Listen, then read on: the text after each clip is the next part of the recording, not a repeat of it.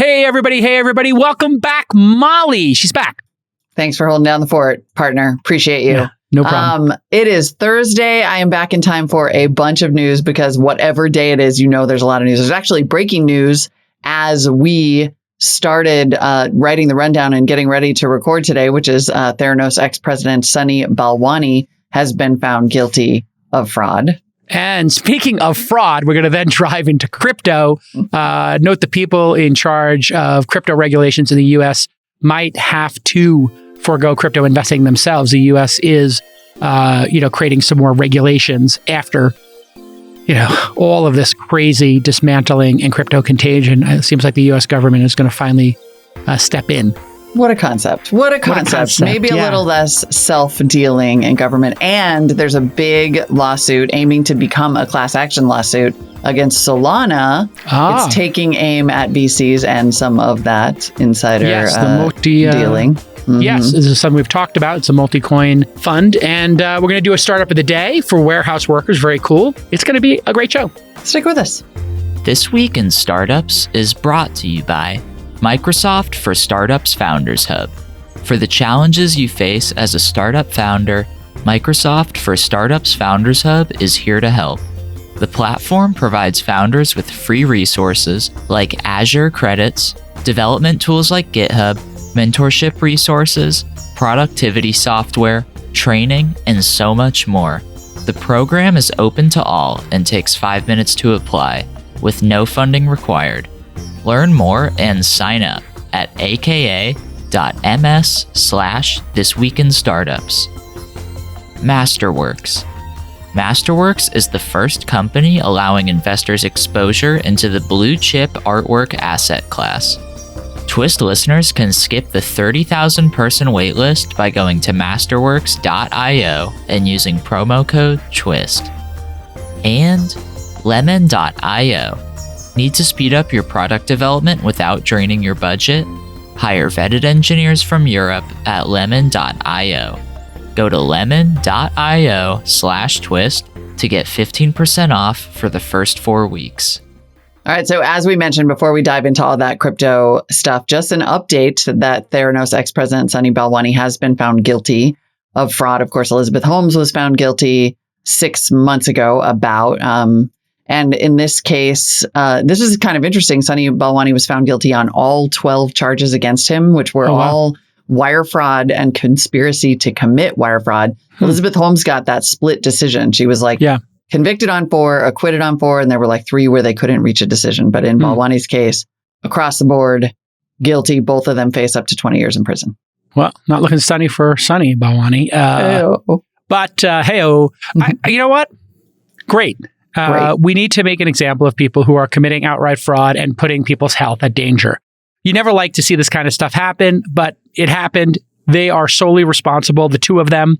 This was a joint effort by both of them to deceive their investors, to deceive the public, and they should have the book thrown at them. We put people in jail for selling dime bags of weed or, whatever, stealing a car. You probably go to jail if you rob somebody's home for 20 years, right? Yeah. If you steal a car, grand larceny, if you're dealing drugs, these white collar criminals, they typically get a pass. And the amount of damage here, was really significant. You had people who made health decisions based on this data. It's not a joke. And, fake it till you make it when you're making an app or, I don't know, you're trying to make your movie and you're Quentin Tarantino and you're telling everybody you're going to change the world with your script or whatever. That's fake it till you make it, right? You assume, Molly, that, hey, you know what?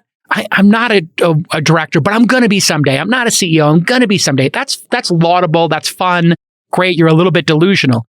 But there is a very clear line from being delusional and being a fraud. As a delusional person, I can tell you this. I never would in a million years ever think about lying or selling shares in a company that didn't do what it actually did, but I might try to pump myself up and say, hey, I'm going to change the world. Mm-hmm. So for founders watching, this is This Week in Startups. Remember, you can pump yourself up. You can fake it till you make it. You can be delusional. You can try to sneak into conferences. Definitely. That's all good. You can, but you can't commit fraud and you can't put people's lives at risk. They knew what they were doing. Yeah. And we know that because we watched the show. Yes, the TV show proved it to us. I think that TV show is going to put Sunny Balwani in jail. Like, I'm just saying. Who knows how much he would have gotten away with had there not been that show, which really, like, I think stuck it. I mean, obviously, they had a lot of proof and they had the texts and the emails back and forth from each other, that were basically like, I'm in it just as much as you are. But there was definitely speculation that show, which was so well done. I'll tell you, they should have had a light. They need to have, if we watched this Johnny Depp nonsense for weeks unfold, which is of no importance to society, generally speaking. I'm sure it's important to Johnny Depp, but all due respect, this is not like some super lesson to be learned, I think, by society. But here, there's a lot of lessons to be learned. I wished that this had been televised. I think this would have been very important for the public to see what happened here and understand it and, to study it. I didn't know that the trial was underway even. This was lightly covered. Yeah. There's been like a lot going on in the world, yes. But it also tells you, I mean, what media manipulation looks like, right? Like Sunny Balwani is just not as interesting because he's not the cute blonde here. Like, he's not the CEO either, but he was not the CEO. But he should have gotten at least 50% as much coverage. I mean, I would think so. Absolutely. And it seemed to be zero. Yeah. Or like maybe I would say 1% of the coverage. So that does feel like a double standard. Yep. Although, to be honest, I can't even really say for sure how much it was or was not covered because A, algorithm, and B, like, well, the world else being on fire at the same time, yes. There was so much that even I will cop to the fact that this is the thing I'm least interested in. But I really like tying it back to being a founder, being an investor. Like some of this is about doing your diligence, which a lot of the investors in this company did not. They took all of these claims at face value and didn't do their diligence.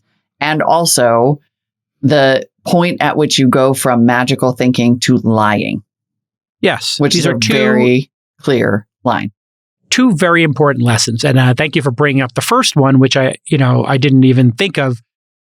If you're an investor, do your diligence. And if something is not right and you're not seeing the technology, then it's a red flag. And then if you're getting spun, it's just like, how many red flags do you need, Molly, in order to say, I'm going to pass on investing in this, or I am going to put my foot down? And, I've had the situation happen, in one of my future books.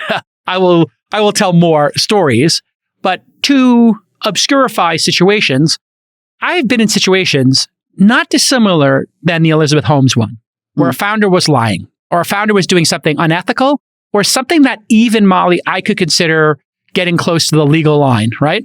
And I put my foot down in these two cases. I think it's two cases, not legal cases, but two instances. And I have a strong belief, which you now know since you've been working together 6 months here, and you've been doing this week, and we've been doing VC Sunday School. I believe in diligence. And you are now getting a front row seat to how much work we put into the diligence here at Launch and the Syndicate. We put a lot of work into it, and boy, do we find a lot of interesting flags and red flags. Some of them are mini red flags, some are pink flags, some are like, okay, this is something that could be cleaned up. Your accounting's a little sloppy. You need to get these legal documents in order so you're in compliance. They're kind of like compliance issues, right? Or let's call it hygiene, right? Like good hygiene. And you now are getting to see how founders react to that and how they respect us.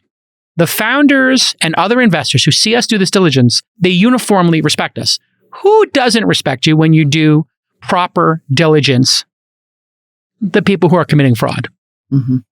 So when you get pushback on diligence, I encourage all the young investors out there on their first funds. I'm going to be starting our fourth fund and over 300 investments. I too got a little bit like, oh, am I being too hardcore doing this diligence, Molly? And then I freed myself of that because I said, anybody who's going to fight back on an investor who's giving hundreds of thousands, millions of dollars to a founder and being partners with them and putting their name attached to the company, who would, in a situation like that, fight against doing proper diligence? Who would? Who would fight against that? Someone who does not want that spotlight coming. Exactly. If you don't have your house in order. And you're hardcore about that. We're hardcore about demos. Like I have seen you in professional development and other investors and will write templates that are like, if you are still going on and on after a certain number of minutes about your background and your origin story, we're going to want you to skip to the demo. Even in super early stage companies, we want to see the goods. And in the Theranos case, over and over and over, people were not shown the goods and did not insist on it. It's such a good point. If one of the core things we do as investors and as partners to these companies is we give product feedback and we understand the product. And we try to understand the product because it's going to eventually make contact with the world, aka customers. And the magic that happens in startups is when a product is so well constructed that the customers fall in love with it. They're delighted. Their problems are solved. And if you are investing tens of millions of dollars or $100 million and you can't bother to look at the machine and understand how it works and open it up and send a diligence team in, you shouldn't be investing, right? Like Rupert Murdoch put $100 million into this. Could he not have earmarked but $10,000 to hire somebody in science to go look at it? Think about what he did. He just trusted everybody else. And I'm not singling him out, but there were many people like this who trusted everybody else. But there were more people, Molly, who I know, who laughed in Elizabeth Holmes' face, literally, and Sunny's face when they refused to show them the technology. So I'm actually really glad that this is what has happened. Yeah. I am glad that this is over. It was a nightmare for Silicon Valley to be blamed for this. They didn't have a lot of Silicon Valley investors. It's criminal behavior, full stop. And every 1,000 companies or so, or maybe it's every 500, you could have sociopathic people, narcissists, criminals. There's an evil element in the world. People forget that. And so why wouldn't that exist in any vertical? It could exist in the movie industry, the finance industry, startups, pharmaceuticals, healthcare. Every industry is going to have bad actors. These are amongst the worst actors I've seen in my career. Yeah, this was major. Yep. Yeah. No doubt. No doubt. All right. Well, I called this same bullshit out, by the way. And I will get my flowers and I will get my coronation at some point, Molly, when it comes to the crypto situations. By some estimates, over 90% of startups will go out of business in year one. That's why Microsoft created the Microsoft for Startups Founders Hub. This program provides founders at any stage with up to 6 figures in resources. I kid you not. You're going to get up to $150,000 in Azure credits based on your stage and size. You can get free access to GitHub's enterprise tier. And you're going to get technical advice from experts at Azure and the Microsoft Cloud. You get one-to-one mentorship from their mentor network and exclusive benefits and discounts from companies like OpenAI. And the best part? There are no fundraising requirements. And unlike others in the industry, I'm not going to mention any names here, the Microsoft for Startups Founders Hub doesn't require startups to be investor-backed or third-party validated to sign up and access benefits. Nope, they're not playing favorites. They want to help everybody. It's truly open to any founder. And it's not about who you know. It's about what you build. Any founder at any stage can take advantage of this. You can get up to 6 figures of value by signing up right now at aka.ms/thisweekinstartups. So sign up and start building today at aka.ms/thisweekinstartups. Oh, yeah. Speaking of which. With every passing day. Exactly. I mean, I was going to say, let's talk about more bad actors. Are here. With every passing day, more cherry blossoms are popping up behind you as a result of your accurate predictions about crypto. Okay, first of all, we're going to talk about a little regulation story because, we have been wondering what's going on with regulation. A lot of companies where are the regulators? Where are the regulators? What are they doing? Why aren't they providing some certainty here or maybe protecting retail investors? And then it turns out it's possible. I don't know for sure. But evidently, up until right now, there weren't any rules about whether you could be a regulator or a legislator or an advisor on regulatory issues related to cryptocurrency in the United States government. That there weren't any rules against you also just like owning a crap ton and being a hodler. Oh, my Lord. So what we're saying now is the next shoe to drop is there might be people who are responsible for making laws that were buying coins, NFTs, whatever, buying crypto writ large, had a vested stake in it, Maybe. Because if they're doing this, I don't think they're doing this proactively. This sounds like a reactive move. It kind of does. Yeah, it feels reactive. I mean, if this was proactive, it would have happened 5 years ago. Yeah. I mean, we're in decade 2 of crypto, and we're certainly in year 5 or 6 of it being mainstream.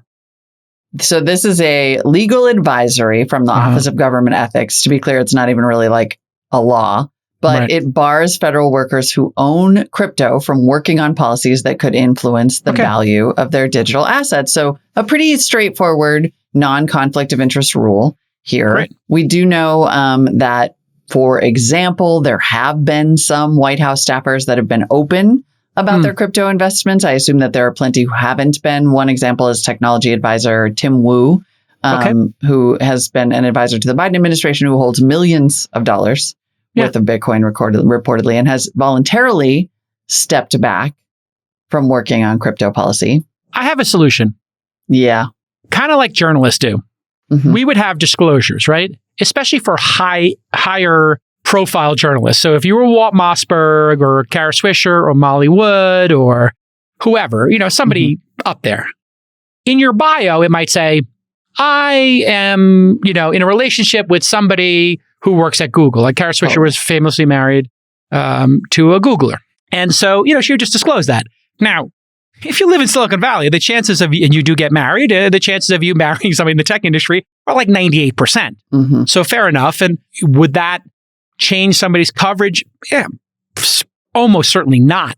But if it's disclosed, it makes you feel a heck of a lot better. So what should happen is, on the bio pages of everybody who works in government, who's in any kind of a significant position, it should just say if they have any direct holdings, not mutual funds. Because mutual funds, you're kind of obscured, but if, or maybe small mutual funds, which is what I always tell people when I'm on something like, when I'm on CNBC, I would say to people, listen, I might hold some Facebook, in a mutual fund, or I might own Tesla in a mutual fund, or an index fund, actually, is what I use, Vanguard, like index funds.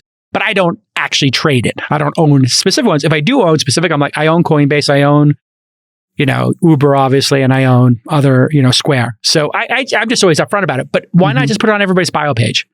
It actually gives them more credibility. Hey, I mean, it really Tim does. Wu has Bitcoin, Ethereum, NFT, and if he listed 6 different things he held, great. Perfect. And I'm wading into a minefield, I know, because members of Congress are constantly violating these rules, right? Nancy Pelosi is the greatest trader in the world. I mean, let's just not even get into Joe Manchin reaping like $5 million in stock dividends from a coal mine. Do you not know this? I do now that you remind me. On the energy security, energy committee. I mean, it's like, and it's all of them, by the way. It's all of them. Rules. Democrats, Republicans, it's all of them. It's all of them. They're all and they have disclosure rules. In fact, I think there's a Republican congressman right now who's in trouble for waiting a year to disclose an investment because he was writing legislation related to that specific investment. I mean, it's all as dirty as it can be. So dirty. But at least, and so I would love to see it all get cleaned up there. Even producer Nick found this Wall Street Journal investigation finding that back in 2021, there were 131 judges who failed to step back from lawsuits involving firms that either they or their families had shares in. And it was like appointments going back to Lyndon Johnson. Yeah. Here's the thing. It's very simple to solve these problems too. You go into government office. You should have all of the shares of companies you have either in a blind trust. You don't have access to the trading. You just put somebody who's a good custodian into it, and they could give you a yearly report, or you could make yearly decisions, right? So even if you do make decisions, they would be every year. I think that would be reasonable because you don't want people to not take office because they can't, it would hurt them financially. So let's say they said, hey, you have to disclose it every year and you can do your trades at the end of the year, whatever. In January, you have a month of trading, but you just have to disclose your trades 5 days before you make them, 1 week. So if Nancy Pelosi wants to buy some pharmaceutical company because she had, or Manchin has some coal company, whatever it is, and they sit on the coal thing, or they know what's going on with COVID, they can only do it once a year. And there's 5 days for the rest of the world to look at that trade, and they get to jump the trade, no way. Right? Totally. Yeah. That would be fair to me. That would be fair. And I would think that's fair. To be clear, Congress passed this Stocks Act that was supposed to increase transparency and maybe make it harder for them to buy and whatever. And then they immediately watered it down completely. So ridiculous. So the dirtiness is everywhere. But if you have been wondering why there hasn't been more crypto regulation, this could be a reason. Oh, that's right. It was David Perdue of Georgia. And then somebody else, that one woman who like who traded, who like bought like body bag and PPE stocks when COVID first broke after they had been briefed. I mean, it's so dark. It is so dark. It's so dark. You're making decisions for like, you run for office because you want to do some public good, ostensibly. Then you use it as a grift. And how much money are you making? Like, are these people making 10 grand on a trade, 100 grand on a trade? Like, why even do that? It's much easier to just put your stuff into a low fee index fund on Wealthfront, Vanguard, and set it and forget it. And then just focus on your time in office. It's so much easier. It's so dumb to be a day trader like this while you're, and then have this appearance of impropriety. It's just dumb, and if you, and at its worst, there's a whole bunch of people in Hollywood right now who are getting dragged into a whole insider trading lawsuit because somebody was trading or they knew about the Activision sale or something. Do you remember that? Like a bunch of high profile Hollywood people made a bunch of trades. Yeah. Martha Stewart comes to mind, and all the people who are making those trades. And if you get caught up in one of these things, you can wind up in jail, and these DAs, SEC, they take this stuff mad serious, and they would love to have high profile people to put a pelt on their wall. And you don't want to put yourself in that situation. Yeah. It's totally unnecessary. So easy to make money. You don't need to do shenanigans. All right. I love alternative investments. I mean, I've invested in over 300 startups. It's kind of my thing. But if you want to diversify with an asset class that is historically uncorrelated with the stock market, then you need to look into blue chip art. And if you want to get into blue chip art, there's one place for you to go. That's Masterworks.io. Masterworks is an investment platform that lets any investor buy shares in multi-million-dollar paintings. So you don't have to be super rich to own part of a Picasso or a Warhol or a Banksy. Masterworks has qualified over 130 paintings with the SEC. They know what they're doing. They do it right. And they've returned over 30% for investors on 4 paintings since 2019. Don't just take it from me. UBS has invested in over 30,000 art pieces now, and Deutsche Bank has invested in over 55,000. I actually bought some shares last year in a Basquiat. I love Basquiat. He's one of my favorite artists, and I wasn't going to be able to do that myself, and I don't want to take custodian of a painting and then worry about it, insure it. Maybe somebody steals it. No, I bought my shares in one at Masterworks, which you can see on the screen if you're watching right now. What a beautiful painting. So I want you to give it a shot. Go take a look at it. Go to masterworks.io/twist and get priority access. That's masterworks.io/twist to cut the line today. Now you got to see the important disclosures at masterworks.io/disclaimer. And this is an investment, so you got to do your homework. It's so easy to profit off of tokens. Yeah. Why bother with publicly traded securities when you can actually get busted doing it? No, that's not the point. Like, you know what? Is a good way to do this is like get a bunch of unregistered securities in the form of like a crypto token. Yes. And then what you could get a whole bunch of them. And then you could be like, everybody, this token is the jam. You should totally buy it. And then you should offload all of those tokens and make a ton of money while the whole thing collapses long after you're gone. This is the Solana Labs or Solana and the Multicoin Capital. Now I had Anatoly. These are alleged. On the pod on episode 1302. So anytime remember I said this in the previous episodes, anytime the market comes down, the lawsuits and the actions come out, right? Mm-hmm. So we don't know here if this is a bogus lawsuit or if it's legit, but let's just factually go through what they're claiming, and then I'll give you my handicapping of it. Yeah. The claim by Mark Young, who bought Solana tokens during the summer of 2021, alleges that Solana itself, the token, SOL, is an unregistered security.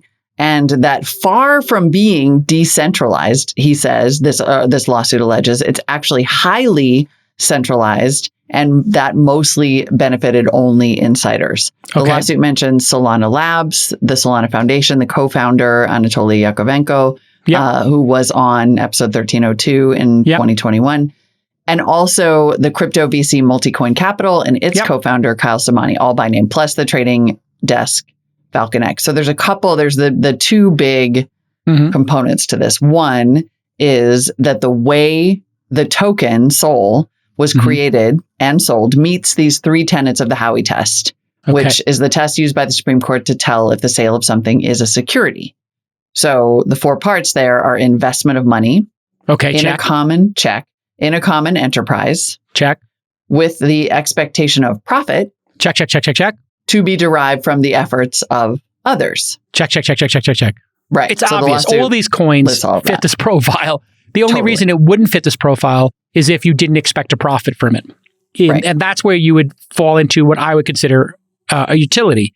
So it wouldn't be an investment of money in the utility token. You might be buying the token not as an investment, but to use it. So if I bought miles for American Airlines, I'm just coming up with something that also uses tokens, essentially.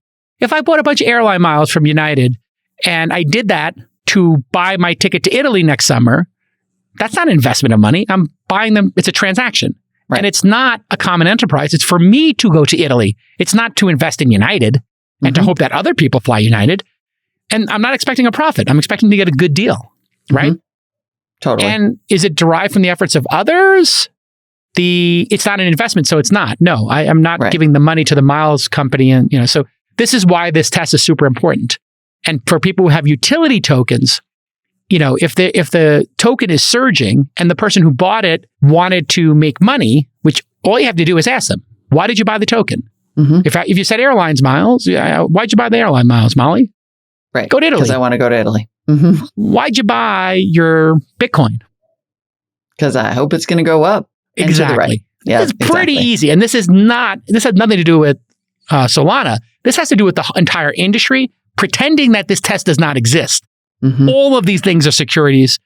The only thing that maybe wasn't a security was Bitcoin because they put it out there anonymously with no central authority. But, if they ever found Satoshi, I think you could make the argument here that they set it up in order to make a profit. I think it's because they can't find Satoshi that they can't put this test against anybody. Totally. And then even if it started that way, it unquestionably is being used as a security. And you could even argue has just become one, has transformed from its original purpose into a security. And then there's this other part. Or a commodity. People say it's a commodity, right? People say it's a commodity, but I don't know what the difference would be there. Still kind of passes the Howey test to me. Something that everybody uses and needs? I don't. Yeah, but what is the use case really for common? Bitcoin? Right, exactly. Then I don't know why it would be. So then there's this other question too about, and this is what I think is actually really fascinating, is that the lawsuit also alleges centralized profit taking. So it notes that two things: these investors, particularly Multicoin, sold millions of dollars worth of Solana to retail investors through this Falcon X trading desk. Even though, and promoted it really heavily, you should totally buy my token, even though they knew there were major technical issues with the platform. Because remember, Solana had all those crashes. They've been down 3 or 4 times last month that prevented the network from producing new blocks and could have affected the long-term value, I guess, of these tokens. But the lawsuit I think that's BS, by the way, that claim. Because that claim may be BS. Yeah, all services go down. That seems like a spurious. Is that the word spurious? Specious. All that's a little platforms specious. go down. I guess the question is it would be you should still use Twitter even though it crashes all the time. That doesn't necessarily get to the intrinsic value. Invested, people bought shares, they sold shares. But of course it's going to go down. AWS goes down. It's Amazon. So and I don't know I don't know what part of this is illegal, but I do think it's interesting. And this woman on Twitter who's a lawyer for general counsel of this group of European software development companies that are building blockchain-based software noted, and other people did too, that the lawsuit contains this allegation that 48% of the Sol tokens are held by insiders, either the founder or the team or the investors. Sense. Yeah. And she said they're alleging that a crypto VC is an underwriter, and said it would be something you might more commonly see in an SEC case, but not from a private plaintiff, because in theory it's not illegal for that to be the case. But it also does point to this bigger question of who's crypto even for? If it is a security, and I think it is, then all of this should have been done, properly. And it says here, Solana Labs filed a Form D with the SEC saying the sale was of securities exempt from SEC registration as in private company. So they're kind of saying these are private company shares. And of course, people are going to sell their tokens when they're on the market. And this is the big problem with the shadow economy, the shadow market that was created. They created a shadow securities market in crypto over the last decade, and they refined it, Molly, to make it super efficient. And the claims are various VCs, and I think Multicoin is one of the smallest. There are much bigger VC firms. I'm not going to mention any names here. But there are large VC firms who have put billions of dollars to work, hundreds of millions of dollars to work.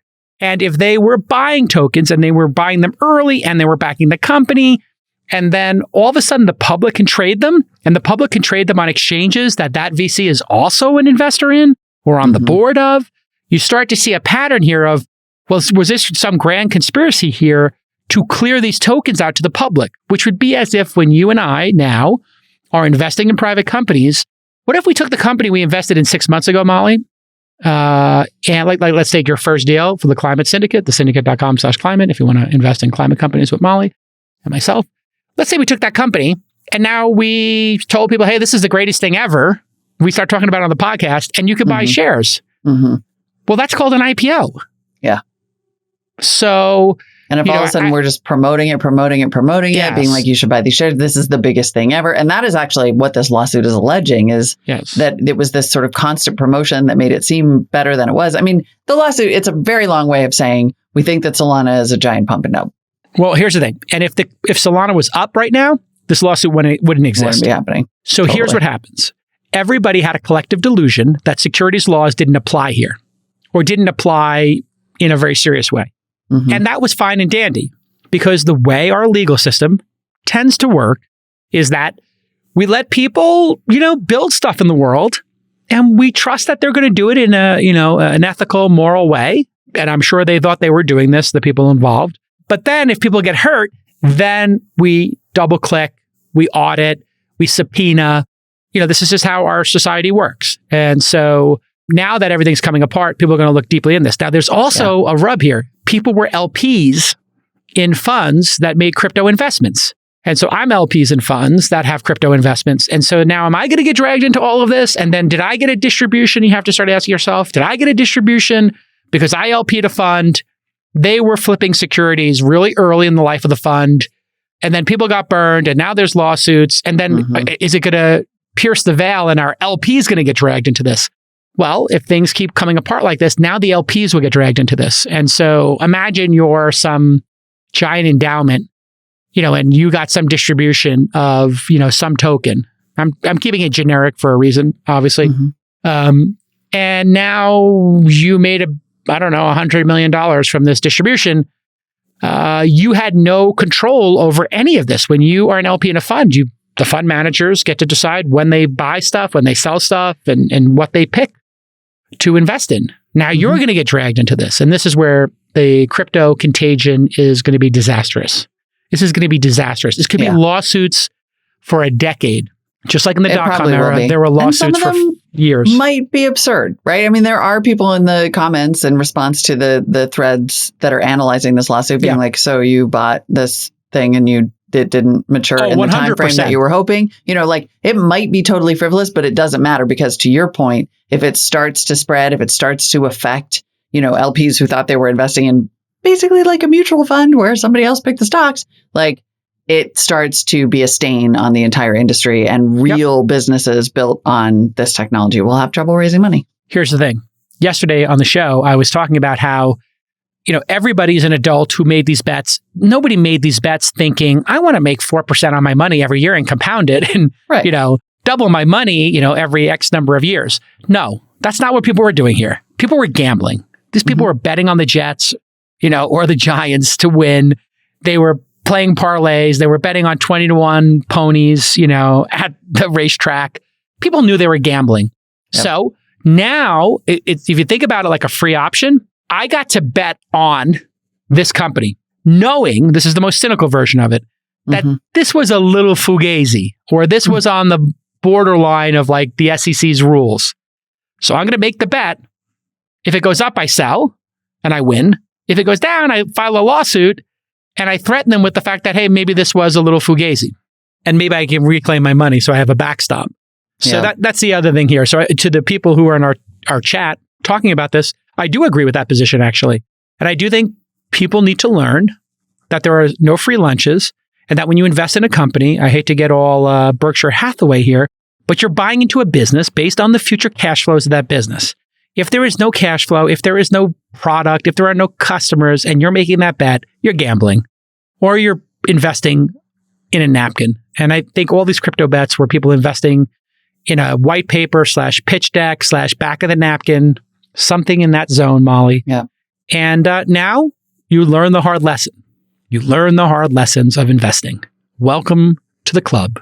Yeah. You are the sucker at the table. If you go to the poker table and you don't know who the sucker is, you're the sucker. Congratulations. Yep. As somebody who has been that sucker at the table. Everybody's the sucker sometimes. Like, you know. Yeah. Okay. And then more like another quick hit of crypto news that's probably also a lawsuit waiting to happen. Crypto contagion. It's literally this week in crypto contagion. It's never going to end. It's never going to end. Well, I mean, it's going to end, but it's going to be a while. It's going to be a while. Let's see. The latest crypto firm Uprise lost 99% of its customer funds customer funds. Oh, how? Yep. Trying to short Luna tokens during the seems Terra like a good trade. And Luna collapse last month. That's a great trade. But wait, you're not supposed to do that with your customer funds. Nope. That's like me taking all of my LP money and going to Vegas and playing in poker tournaments or high-stake poker games. You're not supposed to do that. I'm obsessed with this rehypothecation situation that it seems like keeps coming out in the crypto companies, like that Celsius would. I explained it to my son who's really into building mechanical keyboards. I was like, let's say that I loaned you $50 and in response, I took your keyboard, or as collateral, I took your keyboard. And it was like, if you give me my $50 back, you can have this keyboard back. And you were like, okay, the keyboard is in good hands because it's with my mom. And then I was like, hey, Jason, can I borrow $50? I'll put this keyboard up as collateral. Okay. So I took the keyboard that was already my collateral and I gave it to you as collateral. And then my son was like, here's my $50. I'd like my keyboard back. And I was like, ooh, I don't have that. And I don't have $50 to pay Jason back. So I can't get your keyboard. Exactly. Yeah. Or this is really gnarly. Is how these guys have all been operating with each other. All these companies, it's insane. Anyway, in this case, Uprise was shorting Luna while the price did fall. Good. But according to the Seoul Economic Daily, got caught out during sudden price pumps along the way. Got it. And so lost $3 million of its own funds in addition to the money invested from their clients. Like apparently they are trying to figure out how to pay back clients. That plan is in the works. And it's gone. Here's how it works. And it's gone. So when you place a bet on a pony and you give the racetrack your money and then your pony loses and then you have some gripe, they don't give you your money back. That's how it works. It's gone. The money is gone. They absconded with it. Chunks. Tiny. $2 bills, $300 at a time, like small. Yeah. What a disaster. Competition for great engineering talent is really intense. We all know that. And a lot of startups are struggling to hire fast enough to keep up with their roadmap and the demands of their, competitive space. You need to have great developers if you want to compete. And if you want to hire better developers and you want to do it faster, you need a trusted source of pre-vetted candidates. That's the key, people. You want to use lemon.io. They will tell you if this person's legit and if they should be working at your company. They have a network of engineers from Europe and Latin America, and every candidate has been tested and interviewed by their team. Here is how lemon.io can make your engineering team bionic. No wasting time with unqualified candidates. Easy access to global talent. Plus, they can get your developer up and running within a week. And of course, it's more affordable. At launch, we know lemon.io is a great solution because our portfolio founders have used it. Okay, Drew Fabricant said lemon.io was a game changer for his startup Scout. Drew was under the gun to hire a developer with a very specific skill set, and lemon.io delivered a great candidate quickly, and he says they were a pleasure to work with. So go to lemon.io/twist to get 15% off your first 4 weeks. Okay, so this is just bad news everywhere, but I saw some good news. Mm-hmm. So let's pivot from Web3 and let's just get down to earth. Get down to them rare earths. I am so excited to have a story that's good news. It's just about dirt, right? I love this story. I love this story. a cool story. It's great. Please let it be true. Please let it be true. Okay, so the story is that the Turkish government is claiming that it just discovered almost 700 million metric tons Boom. of rare earth minerals. Yes. And it's the kind of, like, it's enough for 1,000 years of supply at current demand. And these are the metals and minerals that go into electric vehicles, batteries, like fantastic MRI machines, fertilizers, oil refineries. And it's all the metals that are currently dominated by China. Yes. Yep. And we use like 150,000 metric tons. It's going to go up to 300,000 or 400,000. And these are dirty to take out of the earth. They exist in a lot of places, but they're, my understanding of it, I've been getting a little bit of an education the last year, is that, it's how much work is it to take it out of the ground, Molly? And then it's also, does your country allow you to rip the earth apart to pull them out? Totally. Because it obviously means you're going to rip apart, some plot of land somewhere. But the amount they're claiming, and a bunch of different people have made calculations here. My calculation was like, this is like 4,000 years at the current demand. Another person made a calculation of 1,000. And who knows, this is certainly something to look at, because I don't know if you remember this, but about 15 years ago, we were talking about peak oil. You must have talked about it on Marketplace and at the New York Times. Oh, yeah. Still. And everybody's like, we're about to run out of oil. This is going to be the end of days. Our society runs on oil. And if oil becomes rare, and it's going to cause chaos on the planet, and there will be anarchy, and society will break down. That is a true statement. Yeah. The part of the statement that was false was then Norway found oil reserves that were greater than like all the oil reserves that had been previously found. Yep. And then people were like, oh, wait a second, we have this new technique for fracking, and we got this new technique for taking the sand out of the oil and the oil sands. And once again, technology found a way, and humanity found a way. And now the concept of like peak oil has never been brought up again. Yep. But there were story after story talking about $300, $400, $500 a barrel of oil, and then literally every nation going to war and it turning into Mad Max. Yeah. And we don't talk about that anymore. We don't talk about that anymore. And you could buy an EV for $40,000. And then all of a sudden, the United States used fracking to determine that, like in my home state of North Dakota, there's a massive oil field, and now we're a net exporter of oil and gas, right? Like these are the kinds of things that do turn. And again, there are reasons to be cautious about this announcement.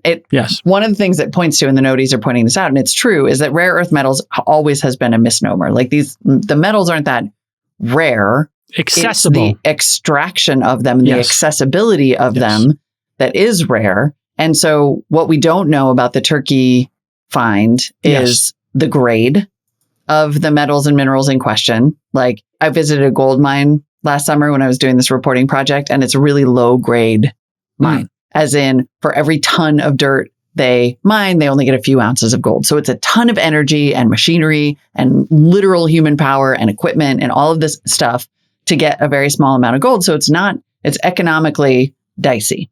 Yeah. So if these are low grade deposits, then it might not be economically viable to get them out, and they might not even bother. And there's the question of like, are they going to make the investment in the mining? Are they whatever, right? On and on and on. And will new technology emerge to make mining these more efficient? Certainly that will happen. Will that happen, according to Moore's law, where it doubles every 18 months? Probably not, because it's a physical process and physics and physics. But it could become 10%, every year, or 5 or 10 or 15% more efficient to extract these. In other words, it takes less energy. It's less damaging to the earth. And that's what's happened with fracking. That's what's happened with nuclear. Everything gets easier. And I don't know if you saw the news, but the EU just said in this like emergency meeting that nuclear is green. Yeah. And that natural gas is green. So no, the first one I agree with. The second one is kind of bull, but you can bleep that out. However, this whole like that the EU and Europe was going to be, like, oh my God, we're going to be so green. But what we're actually doing is greenwashing. We're basically we're going to do all the production of energy in Russia and other places, and then we're just not going to do it on our soil. Now they've flipped, now that they are faced with a war with Russia, and the Germans are funding the war with a madman who wants to take over, some part of Eastern Europe. So now they have religion. Nuclear power now is under the green umbrella, which is where it always belonged, dummies. Yeah. It's okay. Greta Thunberg is losing her mind on Twitter over this. So there was some tweet the other day that said that Putin has done more than Greta Thunberg and Al Gore and all of the climate activists and all the environmentalists or whatever combined when he, it was the head of Lux Capital, Josh Wolf, who said that. Yeah. So anyway, back to this Turkey thing. And like there was an announcement, Uganda announced that it's hit this deposit of like trillions of dollars worth of gold, like resources, whether this turns out to be a huge game changer or not. The fact is, it could be. Like these kinds of resource deposits and discoveries are what upend geopolitics completely. And it is worth keeping an eye on this story because these are the metals and minerals of the future. And it's either here on Earth or like asteroids or some and nobody really actually knows how to do that. And very clearly, when something's in demand, people start looking for it. And when something becomes valuable, people spend more money looking for it. So it might be, just like oil, we were not spending a lot of money on oil discovery. Then everybody starts talking about peak oil. And they're like, wouldn't it be great if we found some more? Because, hey, if it's running out and it does go to 300, 400, 500 a barrel, we'll be rich. So we should invest some money looking for it. Yeah, that's my thesis as to what's happening here. There 100%. Are the majority of the planet has not been searched for rare earths. And there'll be more technology and science to look for it. And that's what happened with deep water drilling, the sands in Canada, all this stuff. People, this species called humans that is just so, greedy and innovative and clever. We're so clever that now we're like, where is it? Let's go find some. That would be a good adventure to go on. And if you go on that adventure, let's say they just found what China or Vietnam has, right? 44 million, 22 million, whatever, like metric tons. Like, what if they just find the equivalent of one of the top 5 countries? Game changer. Now, you know what every other country's going to do, Molly? They're like, you know what we should do? We should spend $100 million looking for some stuff in our backyard. What if we find some stuff? Just like we found fracking. So let's go. Without a doubt. Last note on this is that a few commenters on Twitter noted Turkey does have an election coming up and its economy has been in trouble. So it would be a good time to announce that you have 600 times more rare earth metals. So notes of caution, but still. Yes, there could be some red flags here. But do keep an eye on this. It could be a huge, huge, huge deal. It reminds me exactly of peak oil and what happened with Norway, which like people are like, wait, Norway's got the largest sovereign wealth fund in the world. It's like, yep, we found the oil. And by the way, we're probably not going to even pull it out of the ground. We're going to sit on it. Hopefully. I think that's the best case scenario here. I was looking up nuclear statistics. It turns out China is building 30 nuclear reactors outside of China in the whole Belt and Road program to be influential in Southeast Asia and then Africa. Yeah. So they're building more, like a magnitude more than we are. We're building like 2, like we've got like 2 in the planning. They're building 150 in China and 30 outside of China, 180. China realizes that nuclear is green because they have serious problems in their country with pollution, air pollution specifically. So they know that this is a national security issue. The French know it's a national security issue, as well as, an existential issue for the planet and greenhouse gases.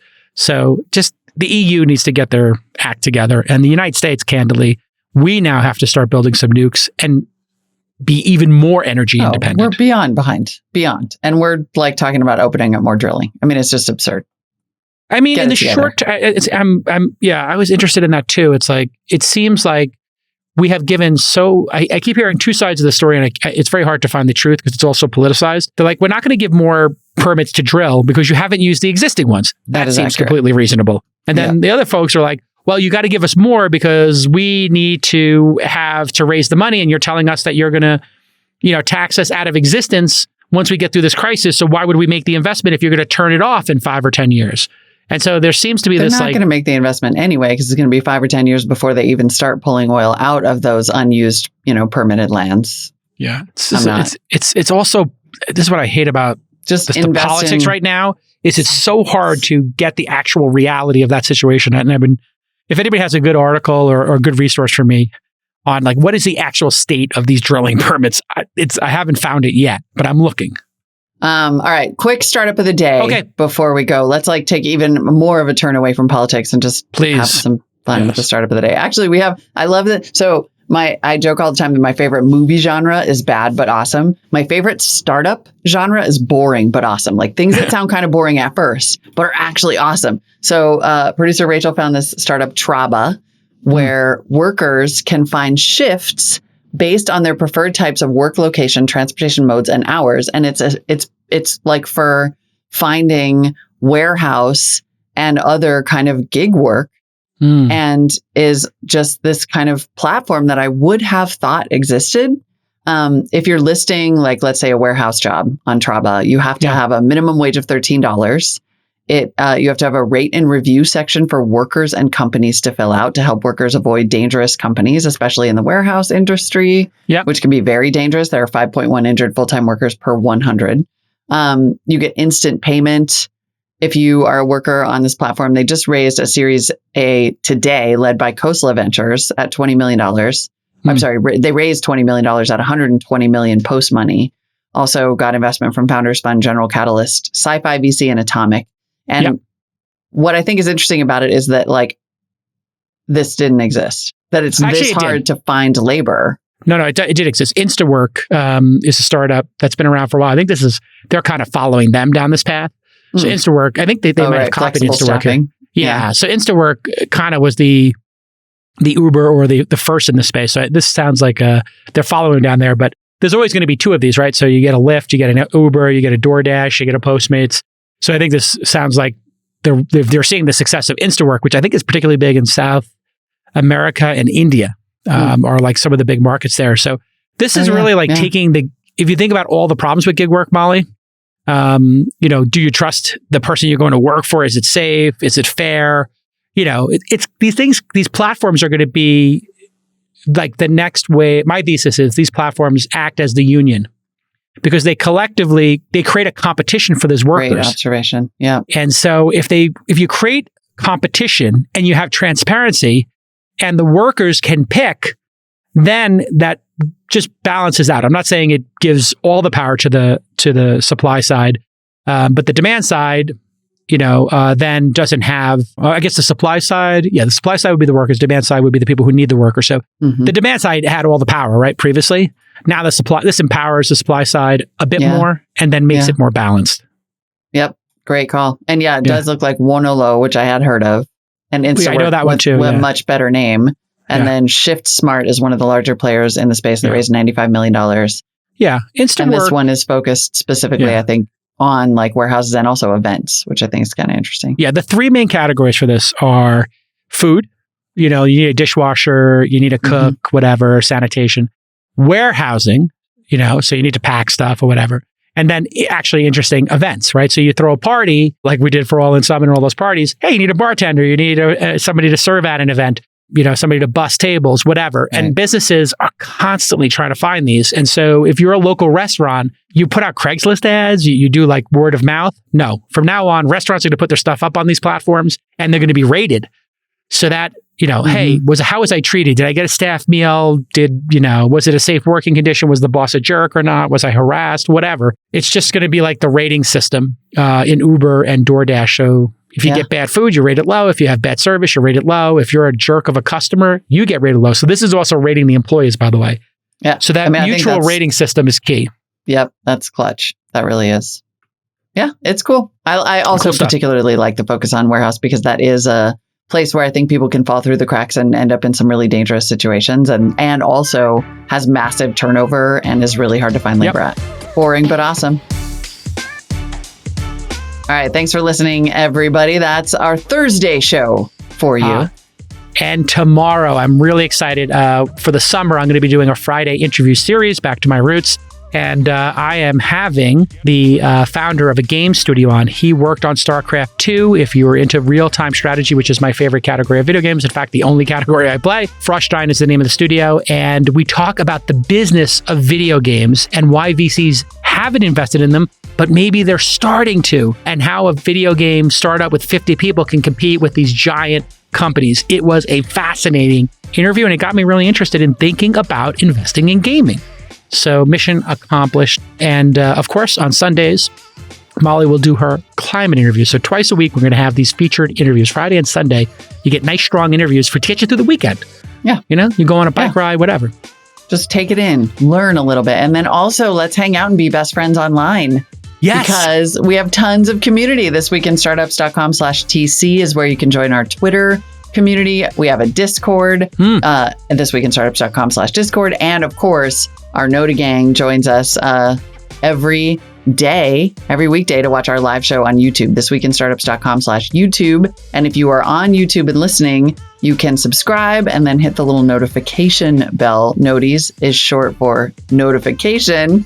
It took me several weeks on this job to learn that. To get that, yes. You know what we need is noties come in every day and they're like, what is that? So we need a new category because there's noties who show up when the notification happens. Yeah. There's a new category, Molly.